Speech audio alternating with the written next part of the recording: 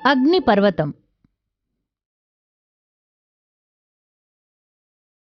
కావలసిన వస్తువులు: బంకమట్టి లేదా ఇసుక, soda bottle, liquid detergent, vinegar,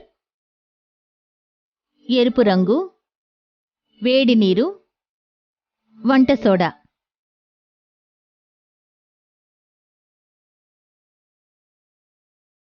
plastic బాటిల్లో వేడి నీరు పోయండి.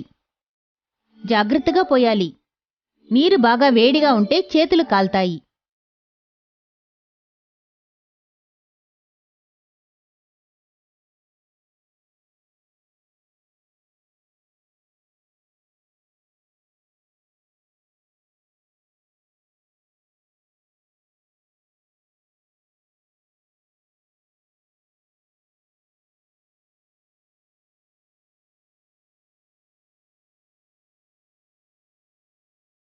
ఇప్పుడు బాటిల్లో కొంచెం కొంచెంగా వెనిగర్ వేయండి. ప్రతిచర్య ప్రభావం మనం కలిపే రెండు వస్తువులను బట్టే ఉంటుంది.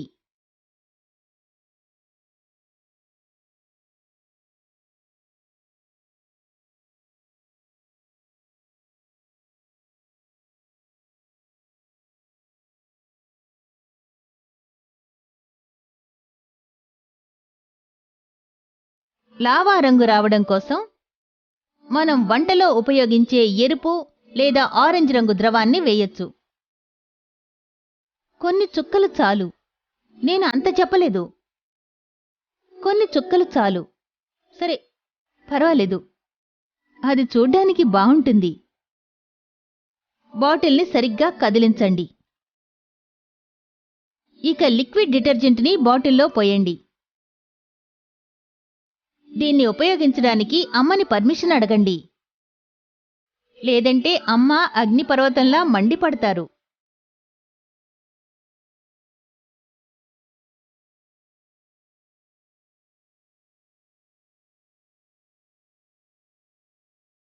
సోడా బాటిల్ని ఆధారంగా చేసుకొని బంకమట్టి లేదా ఇసుకతో అగ్నిపర్వతాన్ని తయారు చేయండి. బాటిల్ చుట్టూ బంకమట్టి పెట్టి తయారు చేస్తున్నప్పుడు బాటిల్ మూతని తీసేయండి. జాగ్రత్తగా చేయండి. బాటిల్ లోపలికి బంకమట్టి వెళ్ళకూడదు.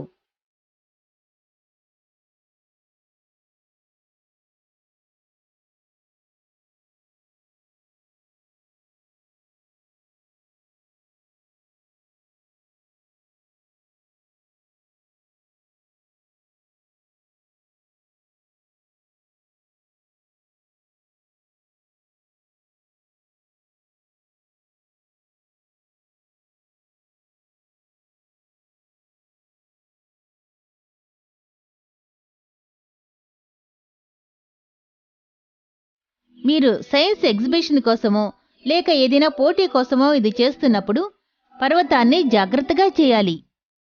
చూడ్డానికి నిజమైన అగ్నిపర్వతంలాగే అనిపించాలి. ఏది చేసినా అందంగా ఉండాలి.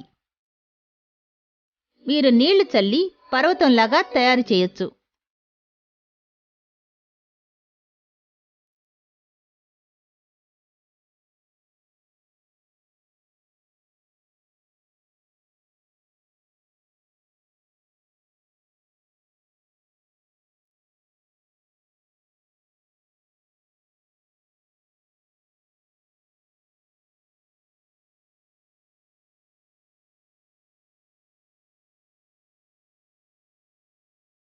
పర్వతం తయారయ్యేటప్పుడు ఏం జరుగుతుందో మనం చూద్దాం.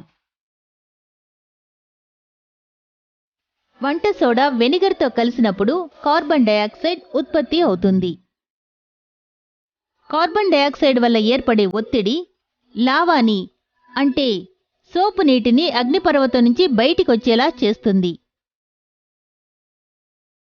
లావాలా కనిపించడానికి సోపు నీటిలో ఎరుపు రంగుని కలపడం జరిగింది.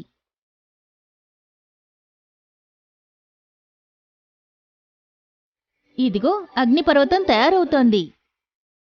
పైన కాస్త చోటుని వదిలేశాం, కానీ పై వరకు మీరు దాన్ని సరిగ్గా ముయ్యాలి.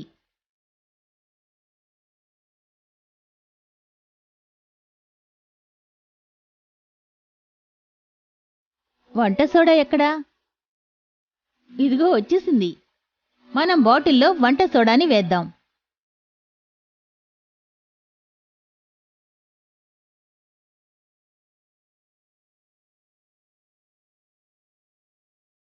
కనీసం 2 స్పూన్లైనా వెయ్యాలి.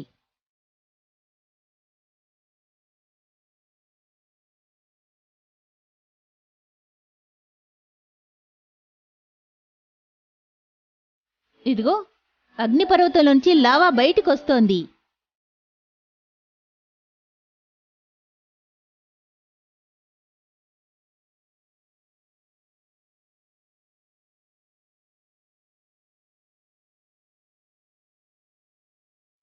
ఈ పరిశోధనని బయట చేయండి, ఇంట్లో చేయకండి.